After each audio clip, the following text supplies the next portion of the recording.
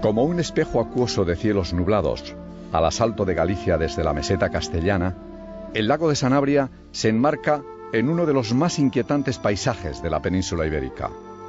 Estas aguas encierran desde épocas glaciares misterios y leyendas. Sierra de la Culebra, Pico del Fraile, Peñón de Richana. Todo es agreste en Sanabria. Y en la cresta de la montaña, donde nace el río Tera, permanece la presa rota, testigo perenne de la tragedia. Se derrumbó el muro del pantano y sus aguas se precipitaron por estas gargantas.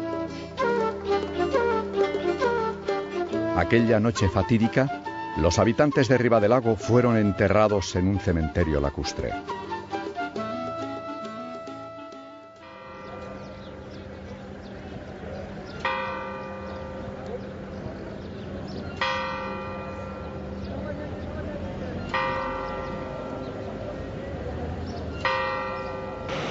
Aquel día de invierno, la capital se libró al amanecer de las nieblas del Duero y llegó la noticia.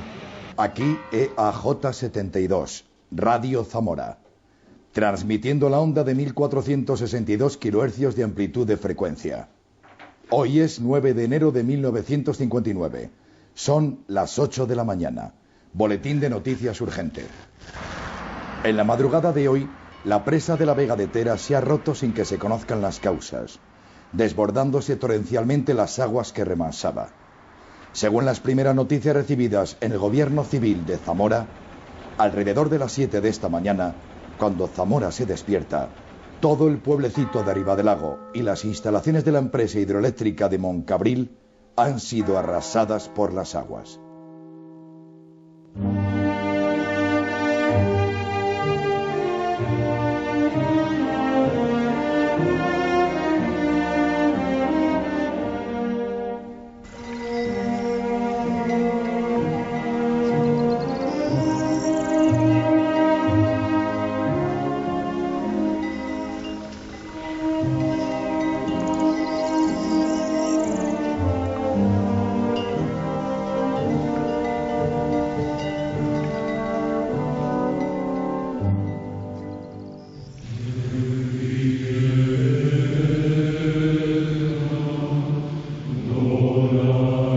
Han regresado al lugar de la tragedia en busca de las víctimas de la catástrofe, familiares y amigos, por si aplacaran así su dolor. Buscan entre las piedras no se sabe qué fantasmas de los muertos, quizás sus almas en pena.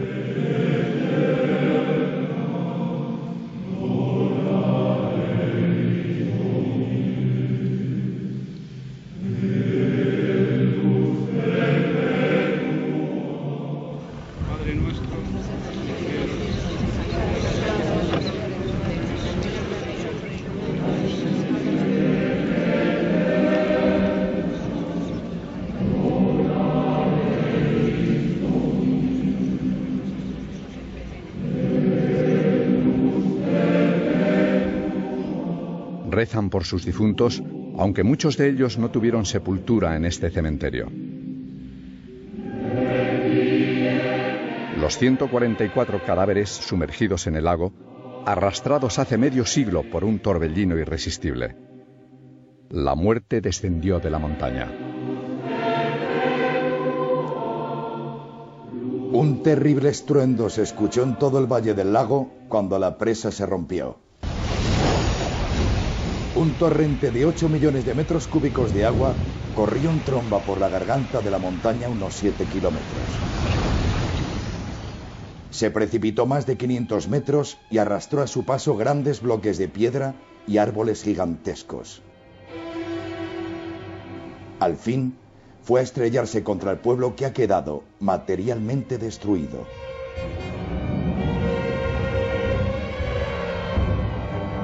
Los primeros testimonios indican que el agua ha arrastrado hasta el lago personas, animales y casas. Se supone que hay decenas de víctimas mortales.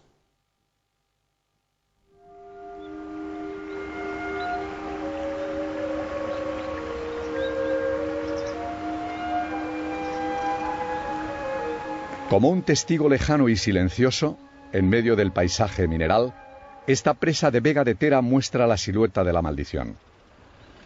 A este paraje de su desventura regresa entre la niebla el mecánico Jesús Fernández Otero, alias Catriña.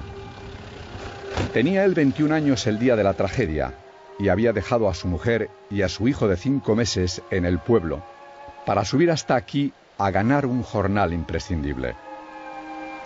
Había llovido mucho y sus jefes de la hidroeléctrica Moncarril auguraban un invierno próspero en la producción de electricidad. La presa se había colmado por vez primera. En esta casa refugio, a unos 200 metros de la presa, nadie oyó el estruendo del derrumbe. Aquel día hacía una niebla como hoy y llovizna y tremenda, no se veía nada, ni a 2 pasos se veía. Yo estaba durmiendo en la cama y estaba el comportero, un comportero y un cocinero que teníamos nosotros para hacer la comida aquí. Pues a las 6 de la tarde vinimos, medimos el aislamiento de los motores y parecía que estaba bien. Y bueno, pues subimos para arriba, miramos la cota y como no teníamos escala hasta donde estaba, pues marcamos con un lapicero de carpintero, marcamos una raya en el medio de la compuerta para ver si subía o bajaba el agua. Y entonces cuando abrimos la compuerta, a las 6 abrimos unos 20 centímetros, que es lo que está abierto. Y cuando bajamos a las 8 de la noche con una linterna, bajamos abajo y veíamos que había bajado un poco. Entonces ya no abrimos más ni cerramos, la dejamos así. Nosotros tenemos orden de abrir cuando estuviera llena, a tope. La compuerta funcionó, aunque tuvimos que abrir la mano porque no había luz. Pero la abrimos aproximadamente unos 20 centímetros.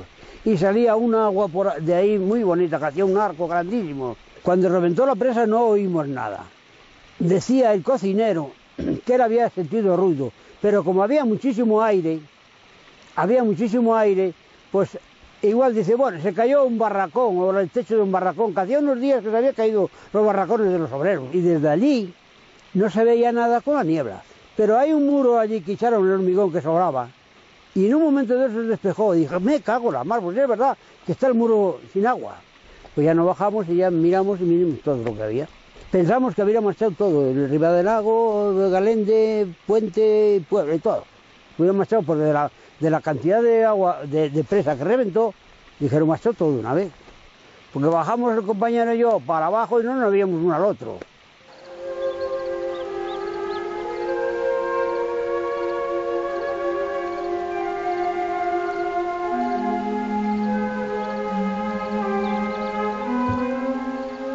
Por estos ventisqueros de Bordallos y la laguna de los peces, los comporteros bajaron al pueblo de mañana, con el corazón en un puño. A esas horas, la redacción del periódico Correo de Zamora prepara ya una edición especial. Desafiando las indicaciones de la autoridad gubernativa, sus redactores se disponen a difundir la única verdad, que la presa de Vega de Tera ha reventado porque su estructura defectuosa no resistió el empuje del agua. La versión oficial mantiene que la presa se desmoronó por razones desconocidas y buscará incluso indicios de un terremoto detectado simultáneamente en Portugal. Todo cuanto se imprime o se difunde por la radio está sometido a censura previa. Aquí Radio Zamora, EAJ 72.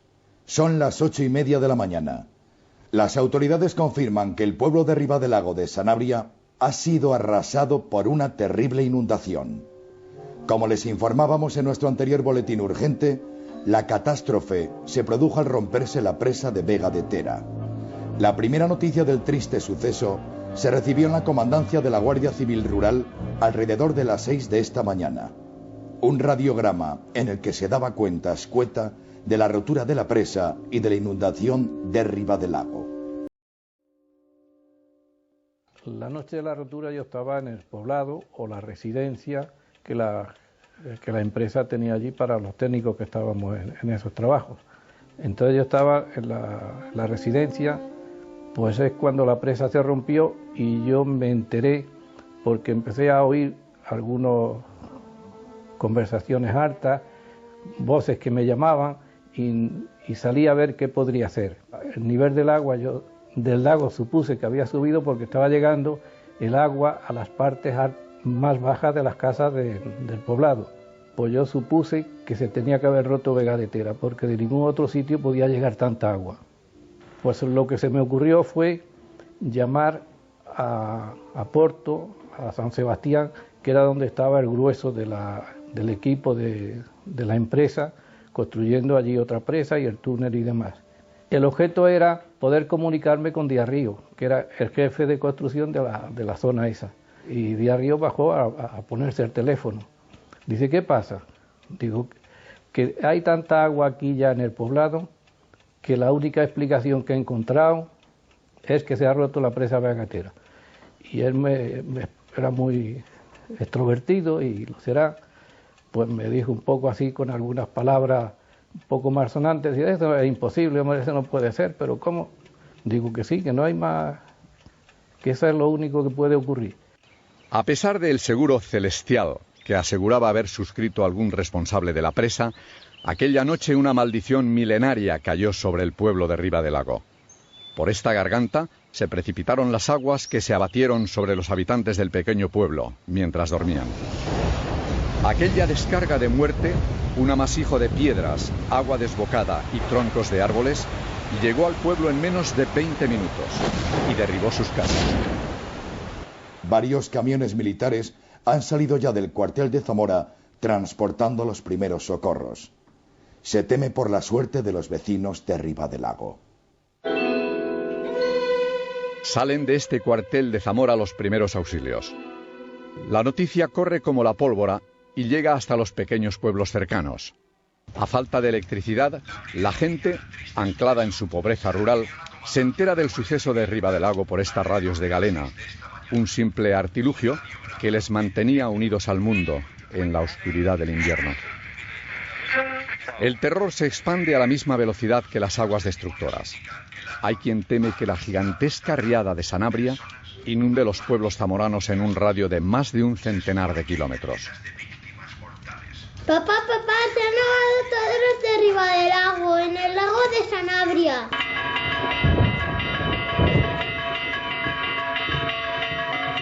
Las campanas del pueblo repicaron con fuerza cuando las aguas comenzaban a inundar sus calles. 30 vecinos lograron huir del aluvión y se encaramaron en esta torre desde donde se tocaba a rebato. Me llamo José Antonio Otero Fernández. El día de la catástrofe yo tenía 10 años. Nosotros estábamos durmiendo como la mayoría de la gente del pueblo. Y no se había enterado mi padre de lo que pasaba. Y unos familiares que vivían en una casa de enfrente, se metía la calle por medio, nos avisó tirando una botella a la ventana nuestra. Fue a salir de la casa y no podía ya, porque el agua llegaba al piso. Llegaba al piso de la casa, que el piso estaba sobre 3 metros del suelo, porque abajo eran las cuadras.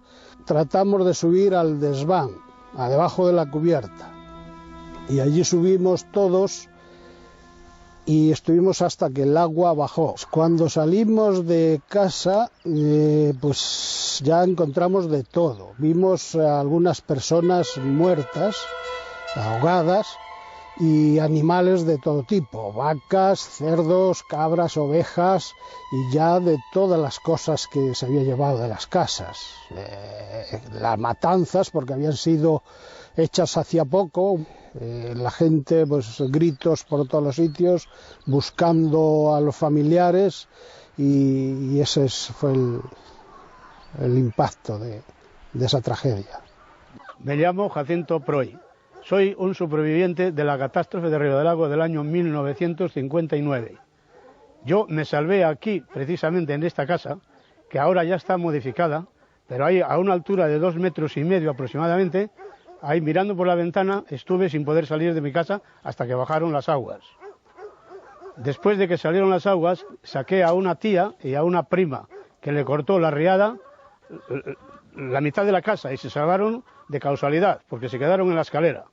Yo iba con un palo grande, palpando, a ver por dónde podía pasar. En unos sitios me cubría el palo, en otros nada. Yo sentía voces, sí, porque precisamente ahí en la esquina salvé a una mujer y la sentí desde aquella roca, que pedía socorro. Se sentía voces por todos los lados, llorando por todas partes. La gente, unos preguntando por su hermano, el otro por su tío, el otro por su padre. Es que como esto quedó aislado en la mitad, lo que ha quedado de las rocas, lo más alto por ahí, lo demás esto todo estaba anegado de agua por todas partes y esto parecía un mar.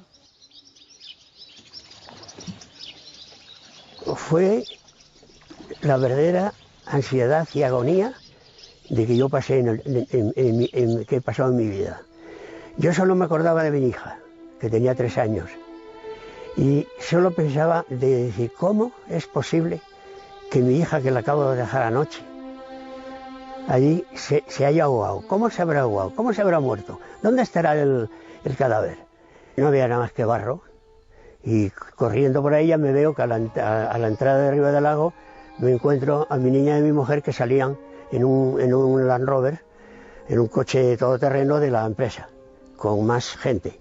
Voy entrando en el pueblo y me veo la verdadera catástrofe. Todas las casas, lloros y gritos por allí, una cosa tremenda, llorando por sus parientes, por sus primos, para ver si todavía había alguno entre los escombros o algo, ¿no? Transmite Radio Zamora EAJ72. Son las 9 de la mañana. Última hora sobre la tragedia de Riva del Lago. Se desconoce aún el número de víctimas mortales que las aguas desbordadas con ímpetu incontenible han producido en la población del pequeño pueblo de Sanabria, pero se teme que sea considerable. Las autoridades confirman que la carretera de acceso al lugar de la catástrofe está cortada. Personal de bomberos y del destacamento de zapadores han sido enviados allí desde Zamora y Salamanca con barcas y vehículos cargados de picos y palas. Todos la conocen como la Paca y pocos vieron tan de cerca como ella el terror aquella noche. Ha sacado su rueca para rememorar ese miedo que heló todos sus huesos, dice. Aquella noche de la catástrofe estábamos espadando, allí habíamos 5 mujeres, espadando el hino de una señora que se buscaban unas para otras para ayudarse.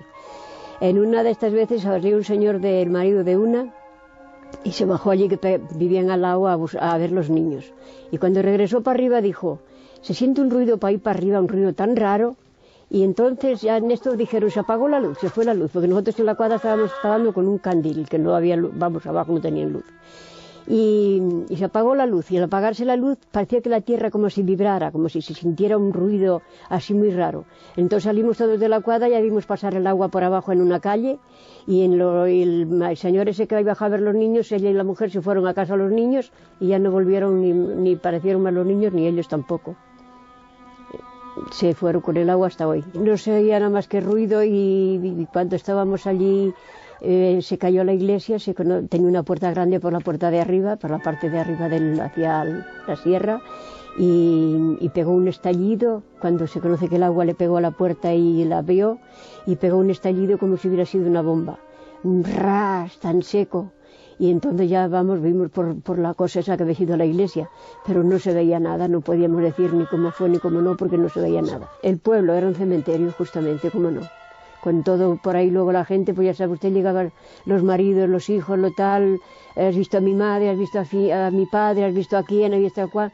Aquello era terrorífico, era una cosa que aquello era terrorífico, es mejor no tenerlo en la mente. Yo me llamo César Fernández y en la noche de la catástrofe vivía en esta casa con mis padres y mis hermanos. Y cuando pasó el agua, las ovejas y las cabras se ahogaron todas. El agua llegó rápida. Cuando nosotros nos quisimos dar cuenta ya no pudimos salir de casa, porque pasaba toda hasta las ventanas aquellas, hasta arriba. Y ya empezaron a pasar vacas, cerdos y de todo por aquí. Bueno, de mi familia murieron 9 personas, entre abuelos, tíos y primos. Con puntualidad inusitada, el nodo oficial da cuenta de la catástrofe de Riva del Lago. La presa se rompió por culpa de las pertinaces lluvias. De 12 de la noche a 1 de la madrugada del viernes 9 de enero, la presa de Vega de Tera no pudo resistir la presión del agua acumulada por las lluvias y se produjo en ella una rotura, quedando inundado el pueblo de Riva del Lago y destruido en más de su mitad. Las casas se desplomaron sobre sus moradores, muchos de los cuales se hallaban durmiendo, y quedaron sepultados entre los escombros de las viviendas, o bajo los montones de rocas, mientras otros eran arrastrados hacia el lago. El número de víctimas entre muertos y desaparecidos se eleva a 144. Fuerzas del Ejército y de la Guardia Civil, bomberos, vecinos, la sección femenina y el Frente de Juventudes cooperaron abnegadamente en los trabajos de socorro. Algunos vecinos lograron salvarse refugiándose en la espadaña de la iglesia, única parte del templo que logró mantenerse en pie. Tanto la labor de desescombro como las tareas piadosas y humanitarias prosiguen por toda la zona afectada. El gobierno agradeció los testimonios de condolencia recibidos de todas partes, y muy en especial de su santidad el Papa, y acordó tomar medidas urgentes para socorrer a los damnificados de esta catástrofe. Mirando a la montaña por donde bajó la muerte, Eloína y Alfredo reviven sus sentimientos confusos. Ellos estaban juntos cuando llegó el aluvión aquella noche. El cura los casó el mes siguiente, cuando ya habían terminado los entierros. 14 bodas hubo en Ribadelago tras la riada. No hay mejor remedio que el amor frente a la soledad de la muerte. Y ella se convirtió en cartera a la muerte de su padre. La carterita de Ribadelago en los periódicos. Oímos un gran estruendo y yo miré a los árboles y los árboles no se movían, y entonces dije, esto ha podido ser una presa que ha reventado. Salimos de la casa, mi mujer y yo, en aquel momento novia, y llegamos hasta la mitad del pueblo y no oíamos nada, ni veíamos, cuando ya de momento vimos que bajaba agua por una calle que no solía bajar agua. Entonces fue cuando me di cuenta de que había reventado una presa. Dimos la vuelta corriendo para atrás y fuimos a casa a sacar al abuelo y a una hermana de mi mujer que estaban en ella, y el abuelo, como era mayor, no quiso salir. El abuelo nos dijo, hija, si nos vamos a morir, nos morimos los 4, porque esto ya va a ser de más y no podemos salir, y yo no voy a salir. El abuelo no quiso salir, entonces ya nos quedamos los 4 en la casa, y en ese momento ya el agua nos rodeó la casa, y a esperar a lo que pasara. La 1 o así sería cuando yo fui donde dormían mis padres y mis hermanos, y era un charco de agua, era un pozo. Y a mi madre la vi el día siguiente, y a otra señora, y entonces, pero muertas, claro, ya estaban muertas. Y mi padre apareció el sábado en los prados, en las praderas que hay cerca del lago, y lo traían los soldados ya. Y una señora de aquí le dijo, ¿quién lleváis ahí? Y los soldados le contestaron, y los guardias que venían, dice, llevamos al cartero.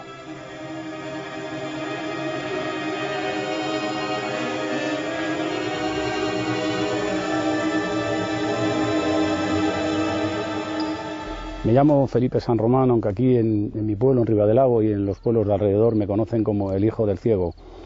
Gracias a mi padre pues estoy hoy aquí, después de aquel fatídico día de la catástrofe de Ribadelago, cuando reventó la presa. Mi padre, como bien os he dicho, estaba ciego, era ciego de obra, estaba trabajando en Moncabril, haciendo los túneles. Y bueno, no reventó uno de los barrenos y él fue a ver qué pasaba. Él era el responsable de la brigada, y cuando se estaba acercando pues reventaron, y bueno, un ojo se lo quitó casi de cuajo. Entonces, sobre las 12 de la noche se escuchaban unos ruidos muy grandes, muy fuertes. Mi madre debió de salir un poco fuera a enterarse, la gente, algunos chillaban y tal, entonces entró para adentro, y lo que se les ocurrió fue simplemente hacer un agujero en el techo. Mi madre hizo entre 2 vigas un agujero, ayudó a salir a mi padre. Luego salí yo, y ella, cuando fue a salir, como estaba un poco gruesa, pues no pudo salir, ¿no? Le dijo a mi padre que tuviera cuidado con él y conmigo, ¿no? Y ella se fue hacia la puerta de la calle. Ya no la volvimos a ver más.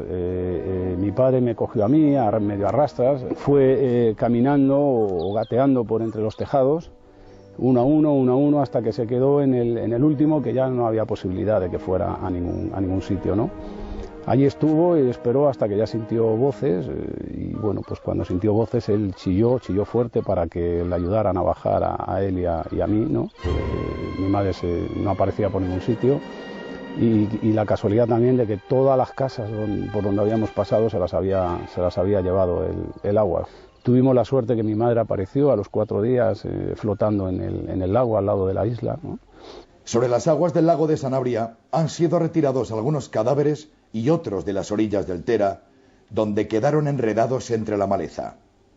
El número de cadáveres recogidos y de personas desaparecidas supera el centenar. Nuestros corresponsales refieren el coro de lamentaciones y llantos de los familiares de los muertos.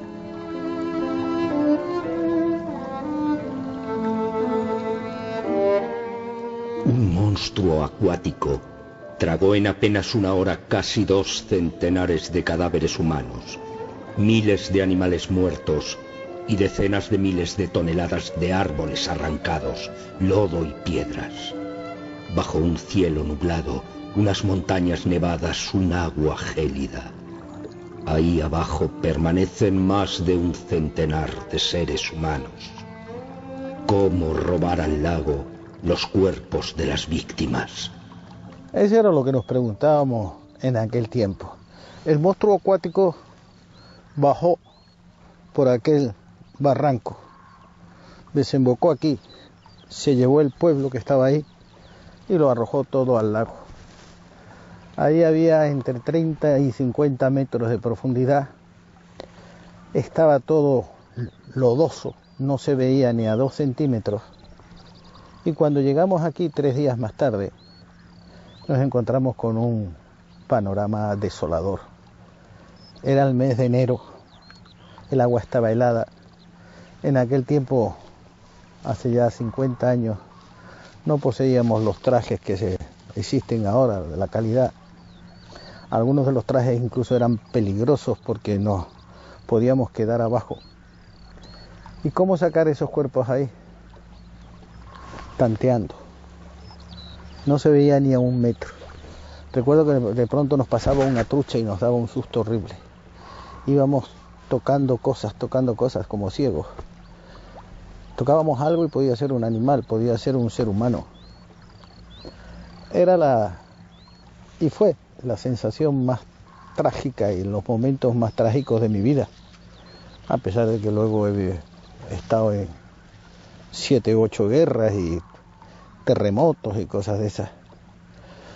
Veías los rostros de las familias, estaban por ahí, cuando salían, esperando.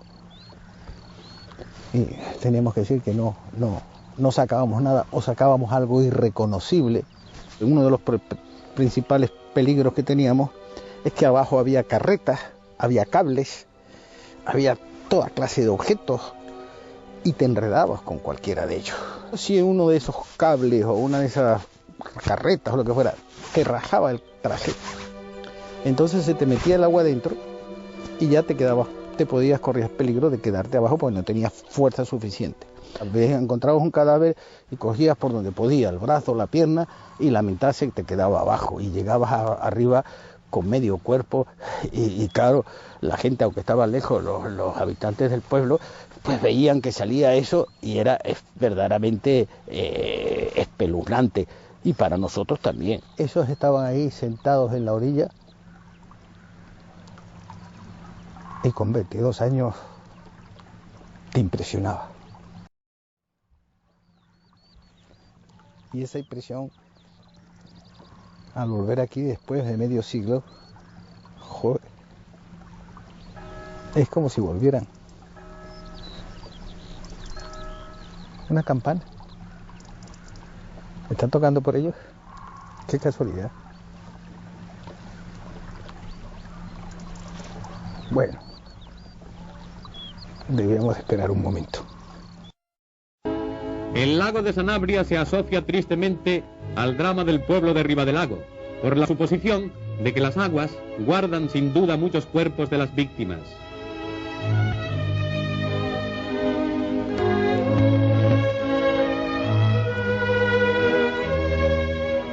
Las pasarelas tendidas provisionalmente por las fuerzas militares cumplieron su función de salvar sobre el río Tera la separación del castigado pueblo.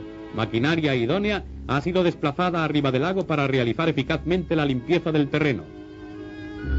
Después, los zapadores del 7º Cuerpo del Ejército con guarnición en Salamanca montan con precisión y rapidez un puente capaz para soportar 30 toneladas.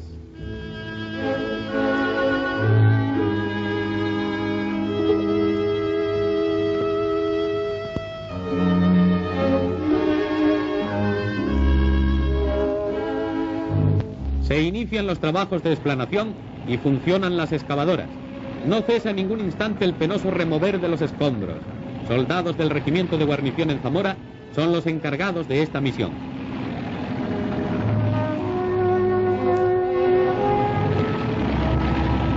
...120 cadáveres siguen perdidos. Con la fe puesta en Dios, las abnegadas gentes de Ribadelago rezan por ellos y se incorporan de nuevo a sus tareas. Y llegaron al fin los americanos. La misma leche en polvo y el queso en lata que se servía en todas las escuelas de España llegó a Ribadelago en camiones de la base de Torrejón.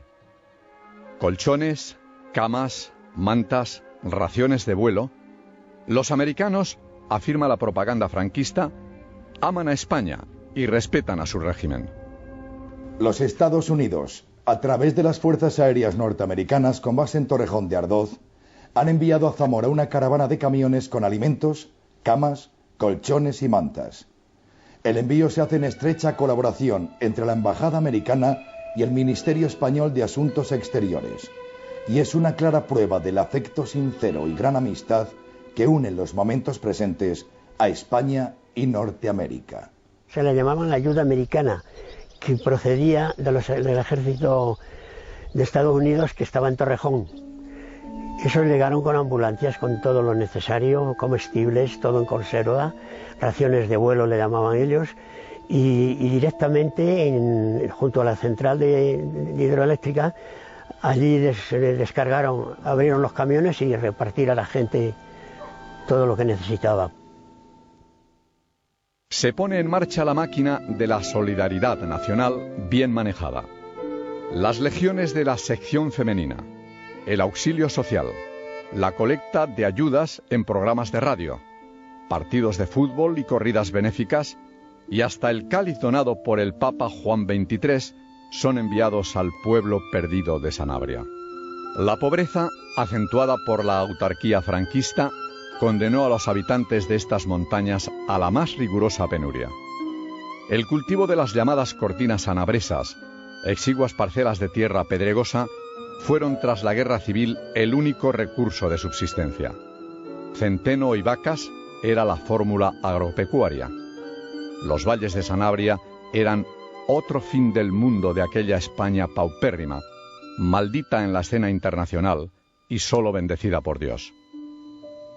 Cuando llegaron los constructores de presas, los hombres dejaron el campo para ganar los jornales del trabajo penoso y de alto riesgo. Había una compañía de electricidad, una constructora hidroeléctrica de Moncabril, que quería encargarnos un documental sobre las obras. Es el momento en el que lo que hacía furor en el cine era el neorrealismo. Entonces yo pensé que quizá era una buena oportunidad para hacer un trabajo en ese estilo de cine. Y efectivamente, después de conocer el Sanabria, pensé que no estaba equivocado, que había elementos sobrados para hacer una película poco testimonial con una serie de personajes que dieran fe de la situación y de la forma de vida de Sanabria. Franco, en su delirio de pantanos, había inaugurado 2 años antes la central eléctrica de Moncabril, cuando aún no estaba terminada. El caudillo premia a quienes colaboran por acabar con las restricciones de electricidad nacional, causadas por el aislacionismo. El lago de San Martín de Castañeda, conocido también con el nombre de Lago de Sanabria, presta marco a un agreste paisaje donde está situado el aprovechamiento hidroeléctrico de Moncabril, cuyas instalaciones visita también el Generalísimo. Tiene el Salto una potencia total de cerca de 45.000 kVA y su producción anual llegará a ser de 140 millones de kilovatios hora. Su utilidad se suma a la de otras centrales que suministran energía al centro y norte de España. Esta presa de Vega de Tera, terminada de construir en 1957, formaba parte de un sistema de 7 pantanos que aprovechaban las abundantes aguas de la Sierra Segundera y de todo el sistema montañoso cercano. Los ingenieros de Hidroeléctrica Moncabril aprobaron el proyecto por 2 ventajas: la rapidez y la economía de la construcción. He aquí el dato señalado. Para producir en esta montaña de Sanabria 1 kilovatio-hora al año, solo era preciso gastar 120 gramos de cemento en la construcción de estas presas. La gente tenía mucho miedo porque casi de todas las casas había gente trabajando en la presa y ya veían que aquello iba mal. Bueno, tenía bastantes dietas, porque le voy a decir, a una cota que no se había puesto todavía la compuerta, bajaba en 24 horas, bajaba 12 centímetros de lo que perdía. Había mucha gente, todos iban a destajo y venían y cogían y decían, bueno, pues, no está el encargado, o no está no sé qué, venga, cepas para allá. Venía un carretillo lleno de hormigón y el carretillo y todo para se le caía allí y lo dejaban. Y tablones de esos, y muchos de esos. Señora secretaria, sírvase la pregunta. Esta sala de la Audiencia Provincial de Zamora fue escenario de uno de los procesos más sonados en la pequeña capital. El juicio oral duró 5 días. Los directivos de Moncabril sostuvieron que las filtraciones eran las normales en esta clase de presas. Y una cuestión central: ¿quién ordenó llenar la de Vega de Tera, cuya resistencia todos en Ribadelago ponían en duda? La pregunta del fiscal era por qué había llenado la presa. Y eso no, yo le dije, yo creo que eso no está reglamentado. Y entonces una presa se empieza a dejar que se llene de agua según se va terminando de hacer. La empresa y los directivos de la empresa no se oponían a que la presa se llenara. La presa se llenó, digamos, por hecho natural de que va acumulando agua. Pues estuve hablando con los compuerteros, advirtiéndoles, y les dije que qué cota tenía la presa y cómo estaba el agua en relación con la parte alta de la compuerta. Y me dijeron que le faltaba como unos 4 o 5 centímetros para llegar el agua de la presa a la compuerta. Entonces le dije, abrir un poco la compuerta, como 5, 6 o 8 centímetros, con el fin de que si sigue aportando mucha agua por el deshielo, que no pase el agua por encima de la compuerta. Yo fui acusado, condenado en Zamora, y en el Tribunal Supremo ya fui indultado. Por encargo de Hidroeléctrica Moncabril, el prestigioso ingeniero Eduardo Torroja llevó a cabo una exhaustiva investigación acerca de las causas del derrumbamiento de la presa. Este informe, junto con una carta a sus colaboradores, fue el testamento del gran ingeniero. Mi padre terminó el informe, lo tenía en su mesa de trabajo, ahí detrás de mí, el mismo día en que murió. Encima de su mesa acababa de firmar el informe de peritaje sobre lo que había ocurrido en la presa de Vega de Tera, a que se debía precisamente el hundimiento de la presa, en su opinión. La presa de Vega de Tera es una presa de contrafuertes, y los contrafuertes son de mampostería, con una pantalla detrás de hormigón. Y para que eso funcione conjuntamente, la mampostería con el hormigón, pues depende de que la mampostería sea más o menos flexible. Parece mentira una piedra hablar de flexibilidad, pero lo es.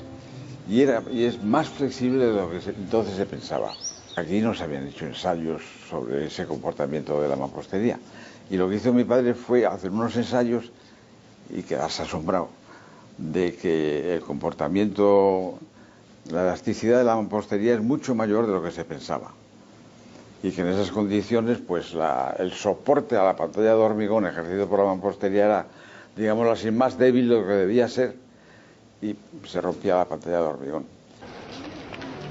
Que conociendo o debiendo conocer el peligro y consecuencias desastrosas que podían sobrevenir, ordenaron el cierre de la puerta coronaria para lograr el llenado de la presa, dando origen a que el agua embalsada alcanzara la cota tope, movidos por la preocupación de obtener el mayor rendimiento de energía eléctrica que se les había interesado.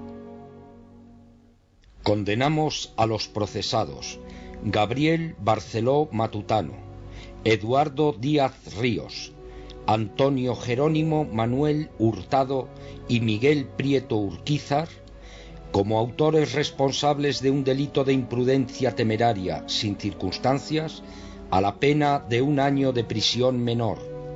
De los 10 acusados, el tribunal condenó a 4 como autores de un delito de imprudencia temeraria y a la pena de 1 año de prisión menor. Nadie fue a la cárcel. Un recurso y un indulto exculparon 2 años más tarde a todos los técnicos e ingenieros de Hidroeléctrica de Moncabril. El letrado Santiago Moreno revisa las actas sumariales. Su padre se entregó en cuerpo y alma a la defensa de los damnificados de la riada, a pesar de los escollos a que le sometió en su instrucción la autoridad gubernativa. Cada vez que se personaba en la localidad de Ribadelago o en Puebla de Sanabria para practicar alguna actuación judicial, se encontraba la Guardia Civil siguiendo los pasos. A mi padre lo llamaban por teléfono y al descolgar escuchaba el cara al sol. Él era una persona, como antes decía, con una ideología de izquierdas que nunca ocultó y sabían dónde más le dolía, ¿no? Era como una advertencia de que detrás de este problema, de este asunto, se encontraba el régimen político. Mi padre intentó buscar ingeniero que le asesorara un tema que era realmente complejo. Se trataba de la construcción de una presa en la que intervenían ingenieros de camino cuyos conocimientos él no tenía, y no encontró a ninguna persona más que a un ingeniero de caminos que fue director general de obras hidráulicas durante la Segunda República y que no pudo intervenir en este procedimiento porque estaba represaliado. Se trata del año 1959, que está el régimen franquista, la dictadura franquista, en su pleno apogeo. Y además que se trata de un sector económico como es el hidroeléctrico, que es precisamente, por decirlo de una manera, la niña bonita del dictador. Un transformador con peso de 114 toneladas es transportado a la provincia de Zamora, donde funciona la nueva central hidroeléctrica del Salto de Moncabril. El transformador atraviesa las pequeñas aldeas de estos parajes y la estrecha carretera que bordea el famoso lago de Sanabria. Tras la última fase de montaje, los potentes alternadores comienzan a funcionar. La energía de esta central aumenta considerablemente la producción hidroeléctrica de España. En el sacrosanto nombre de la paz social, los directivos de la empresa hidroeléctrica Moncabril ofrecieron al gobierno el pago inmediato de indemnizaciones negociadas directamente con los damnificados. Jefes políticos, Guardia Civil y hasta curas colaboraron en esa operación, aprovechando la indigencia de las víctimas de la catástrofe. Los primeros días de la catástrofe hubo empleados de la empresa que iban por las casas diciendo: mire, el juzgado especial le ha tasado sus pérdidas entre ganados y todo lo que usted tenía, vamos a poner un ejemplo de 100. Mire, le vamos a dar 90, porque esto va a tardar años y años en resolverse este pleito. Un día me llama el alcalde presidente del Ayuntamiento de Galicia y me dice: César, acabo de recibir una llamada del gobernador civil de que cuando tengas tiempo pases por su despacho. Cuando me recibió el gobernador, pues muy amablemente de momento, pero después con una cara seria y una amenaza, diciendo que iba a tomar cartas en el asunto porque había reuniones clandestinas y que yo era el principal causante de esas reuniones. Y entonces yo le dije humildemente, claro, me metió miedo, le dije: coño, este hombre de aquí salgo a la cárcel. Y entonces, mire, y nosotros no defendemos nada más que lo nuestro. Ajustaban igual que los terneros, si cobras tanto te pago, si no, ajustaban, me subían, bajaban, yo dije que no cobraba, que yo lo que hiciera el juzgado, lo que hiciera, pues. Y entonces casi me echaron de la empresa, entonces, por culpa de que no quería cobrar. Y yo dije, lo que dé la empresa, pues no me quedó más remedio que aceptarlo, porque si no, pues me echaban de la empresa. Y entonces voy un día pasando por cerca de la casa del párroco y me abre la ventana y me llama: César, ¿tú qué tal andas de dinero? Y hombre, ya me ve cómo ando, sin mudarme, sin no tenía la familia aquí entonces, sin lavarme casi, y eso que estoy todos los días en el lago. que por favor no es por falta de agua, pero que estoy desesperado, y dice, ven para acá. Me mete y me da 25.000 pesetas. Nada más. Era otro gancho. Las muertes, es que aquello fue como una feria de borregos. A los menores de 25 años, 25.000 pesetas. A las mujeres, 60.000. Y a los hombres, 90.000. A tu padre, por ser tu padre, le vamos a pagar 150.000. Es que 150, 90, 60, 25. Y así se fue arreglando la cosa. Y luego con las promesas de que a los empleados que habían despedido volverlos a readmitir, eso ya fue a cobrar todos. Y entonces por eso no acudimos al Supremo.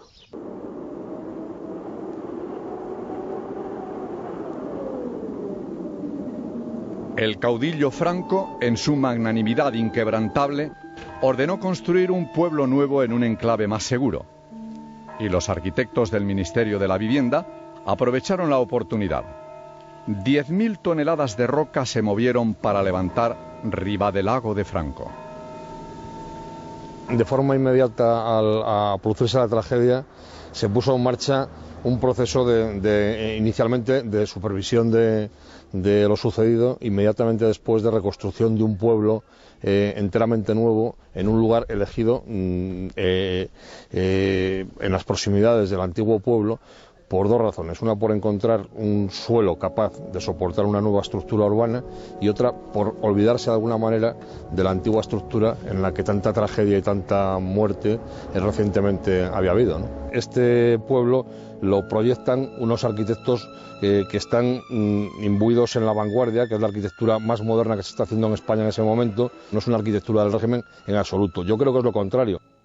Cuando se entregaron estas casas a precio de coste, los pobres ribayagüenses comenzaron a emigrar. Más de la mitad de ellos se marcharon a Madrid y al País Vasco.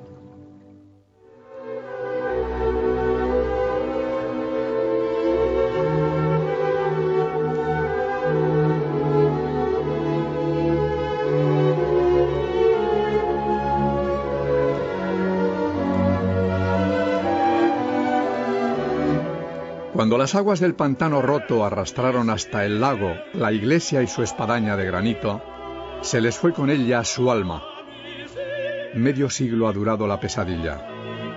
Y cuando se reúnen cada año para recordar la tragedia y a sus muertos, no logran matar a los fantasmas del miedo y la memoria negra, ni aun con oraciones.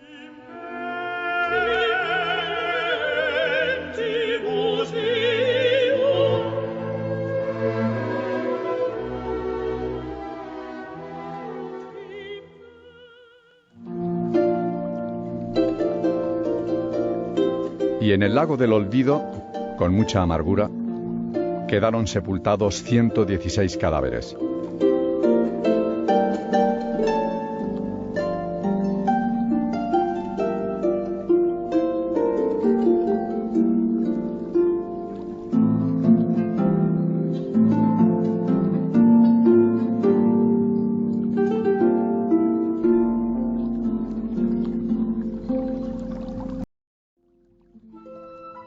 De mi familia, de los 11 que desaparecieron, no ha aparecido ninguno.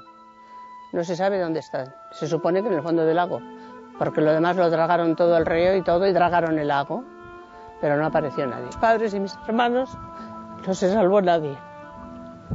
Eso es horrible.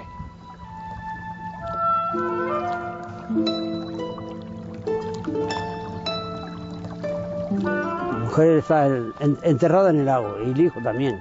Yo cuando miro al lago siento un cementerio donde está mi mujer y mi hijo, porque no pudieron sacarlo, o no intentar, creo que intentaron, pero no lo sacaron, no.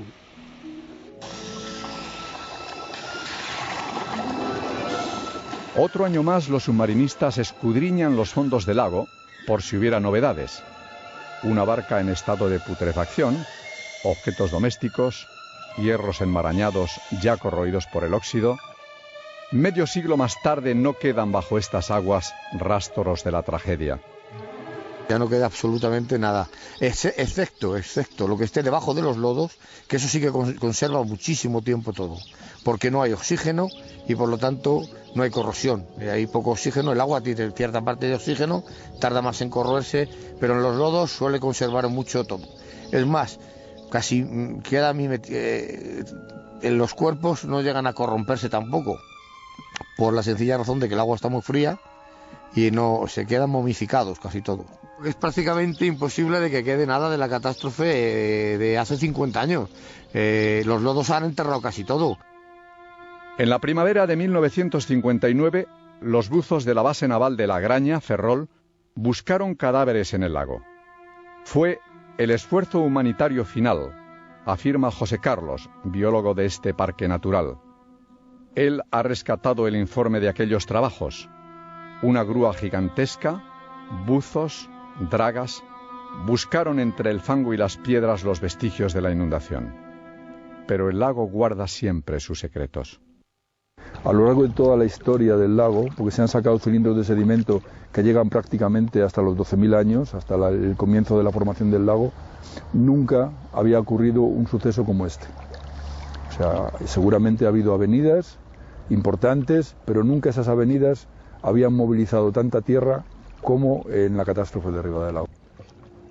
Las leyendas del lago de Sanabria ejercen una gran seducción en los habitantes que pueblan sus orillas y solo es comparable a la de la maldición bíblica. El hombre salió de las aguas y a ellas ha de regresar como al seno materno. El lago para los pueblos de alrededor era insondable, no se podía encontrar la profundidad máxima. Y por otra parte tenía un origen muy claro que era un castigo divino. Sostiene el profesor Cabero, ensimismado ante la casa en donde Unamuno escribió sus versos a esta tierra de soledades, que el lago de Sanabria es, en su origen geológico, un fiordo noruego fuera de lugar. Sí, yo creo que aquí estamos ante un hermoso ejemplo de microcosmos, cosmogónico, también telúrico, como diría algún poeta, donde se mezcla la ciencia, la interpretación científica con el misterio y con lo mágico de la naturaleza. La memoria del lago, la de los ancianos que viven en sus orillas, sigue tan viva como estos robledales a pesar de las catástrofes. Aquí llegó también un peregrino que maldijo a esta tierra porque nadie le daba de comer.